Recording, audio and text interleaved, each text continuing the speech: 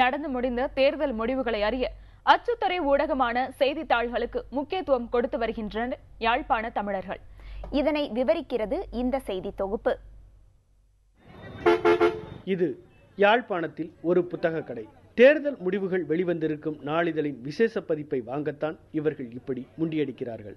இலங்கையில் சமீபத்தில் நடந்து முடிந்த வடமாகாண தேர்தலில் தமிழ் தேசிய கூட்டமைப்பு பெரும் வெற்றி பெற்று ஆட்சியை பிடித்திருக்கும் நிலையில் யார் யார் வெற்றி பெற்றிருக்கிறார்கள் என்பதை தெரிந்து கொள்ள இந்த விசேஷ பதிப்பை அடித்து பிடித்து வாங்குகிறார்கள் யாழ்ப்பாண தமிழர்கள். இந்த முழு நியூஸும் வெளியில் வராதபடியா பேப்பரில் பார்க்கலாம்ன்றதுக்காண்டி எடுத்தாங்க பேப்பரை.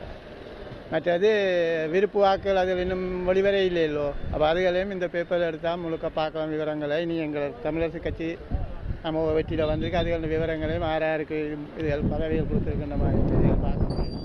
யாழ்ப்பாண தமிழர்களுக்கு வாசிப்பின் மீது பாரம்பரியமாகவே இருந்து வரும் ஆர்வமும் இதற்கு ஒரு காரணம் என்கிறார்கள் ஆய்வாளர்கள். யாழ்ப்பாணத்தில் வரலாற்றில் பார்த்தால் ஒரு கல்வி ஒரு முக்கியமான விஷயமா இருந்து ஒவ்வொரு கிராமத்தில் ஒவ்வொரு மூலையிலும் ஒரு வாசக சாலை இருக்கின்றது. எல்லாரும் இந்த பேப்பரை வாசிக்கிற ஒரு தன்மை இருந்தது. இந்த ஒரு கடையில் மட்டும் இந்த விசேஷ பதிப்பு சூட்டோடு சூட்டாக 3000 பிரதிகளை விற்றிருக்கிறது.